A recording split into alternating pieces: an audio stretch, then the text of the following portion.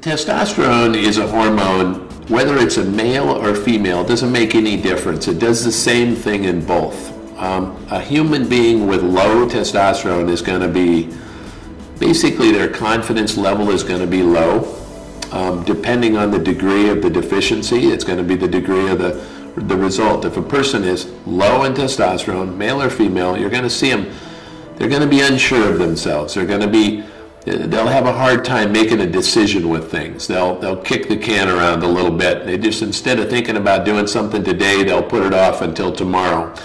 They'll be typically depressed. And when I say depressed, not necessarily hanging their head and crying, but they're not feeling like superstars anymore. They're not feeling like they can take on the world and solve problems. They're just, they're unsure, unstable, just feeling less than in so many ways.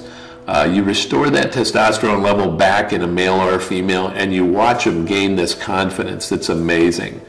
They'll just start to feel like they can do things again, like they can do anything, like they start to think about becoming more in every way. Their stamina just goes way up. And you know, if you think back when you were 20 years old and you think back about the feeling of just having this undeniable energy that just never ends. I mean, that's really a big part of it, of a program, and having that testosterone level optimal is just so important to be able to maintain that. You know, it's commonly thought and misunderstood by a lot of women think that testosterone is only for men. Couldn't be further from the truth. You commonly see women, by the time they get 40 years old, they've got a 50% or worse testosterone deficiency. It's almost, you always see it. Male or female, you're going to see about a 50% deficiency. And the same problems that a male will have from low testosterone, the women's going to have the same thing. Women don't have as much testosterone, but that doesn't mean that the testosterone they have isn't extremely important to their health. It basically works exactly the same way.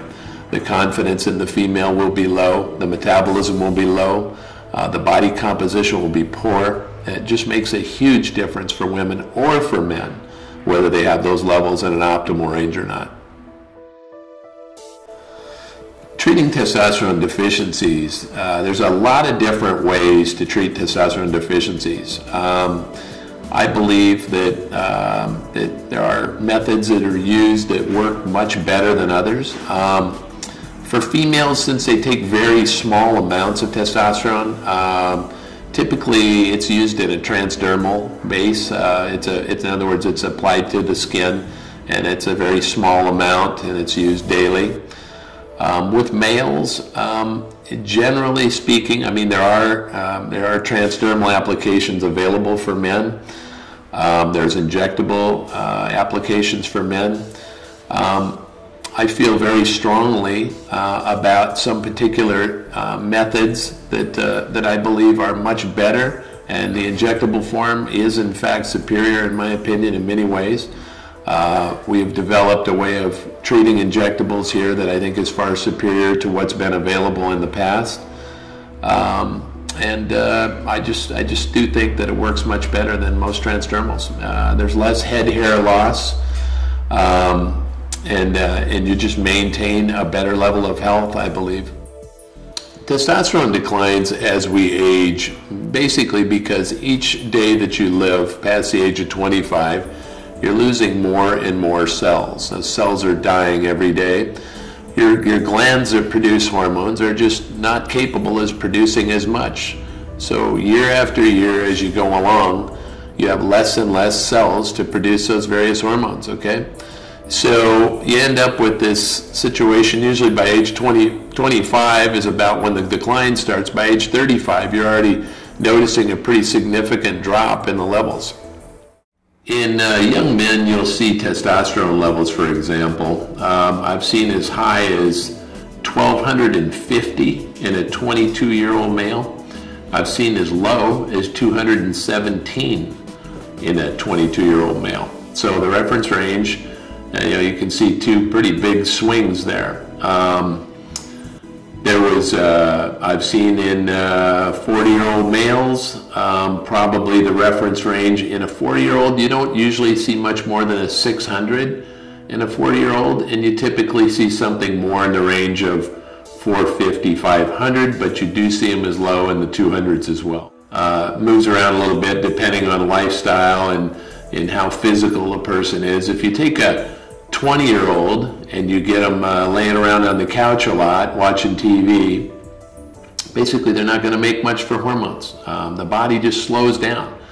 The skin doesn't get dark if you're not walking out into the sun. Your body doesn't make a lot of hormones if you're not active. So when you see all these young people that are real inactive today, hormonally they become very deficient. So when they get out and become active, their hormone levels go up and their metabolisms kick up. That's why physicality is so much a part of this. But you know, you take a 20-year-old who's laying around and you get them off the couch and you get them active, all of a sudden their whole life comes back together, they feel better, the depression goes away, they're doing amazing, right? You do that with a 40-year-old, you don't quite get the same response. You could take a 40-year-old from 200, testosterone level at 200 to maybe up to 450, 500 with exercise, but you're never going to get them up to a 1,000 or a 1,200 level ever again. It's just, you're not going to see those kind of numbers. So the difference between the two is just that the 40-year-old's got age-related decline that's going to be something that you're not going to be able to do anything about unless you treat that deficiency with supplemental hormone. Testosterone replacement therapy has become such commonplace now. It's funny, I look back in probably 2005, you could probably find about 100 physicians, you could probably find about maybe 5 or 6 that would be supportive of testosterone replacement. And you're just, a few years later, in 2012 now, I would say probably you'd have a hard time finding 6 or 7 out of 100 that would be against it. So the tables have turned dramatically, and that's for hormones in general. The medical community is changing their opinions very rapidly on this whole field, so it's happening, and you're seeing it be transformed.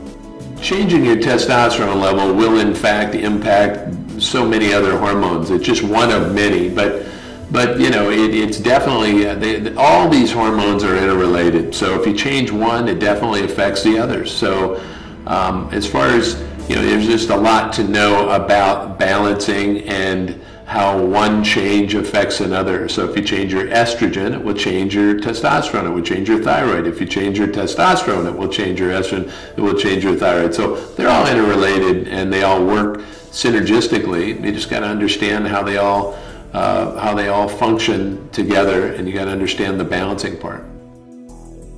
Testosterone replacement therapy years ago was thought to be a possible cause of prostate cancer. Well, now we're seeing a big change in that. The opinions are changing rapidly. Matter of fact, some of the most successful prostate cancer treatment centers, one of which is located in Century City, California, uses high-dose testosterone replacement therapy to actually cure prostate cancer. So you're seeing that a big transformation in the thoughts about that. It's just old school was definitely driving it the other direction. We now believe that estradiol levels being elevated are much more the culprit in the prostate cancer arena. Testosterone replacement therapy I've not seen it be an issue with PSA. Matter of fact, I started at age 38, my PSA was 2.5. My PSA at age 51 is 0.6. So I say, and for the most part, we see PSAs not elevate, but in fact go down over a period of time. Low testosterone left untreated leads to a reduction in lean muscle mass, a reduction in bone mass, depression, fatigue, weight gain, erectile dysfunction, or in fact just a general loss of sense of well-being. A good example of a testosterone case would be probably the most impressive case I've seen. A guy came in here at 44 years old. started a testosterone replacement program, and also worked on his diet, made some big changes in lifestyle in general. He came in, he was actually falling asleep when he came in for his consultation. He's sitting in the chair falling asleep, and he ended up, he signed up on the program. He ended up coming back in to say hello 4 months later. He had lost 55 pounds of body fat, and the guy he was virtually unrecognizable. He just got real serious about health and fitness, and you know, did the supplemental program, and just changed his life so much it was shocking.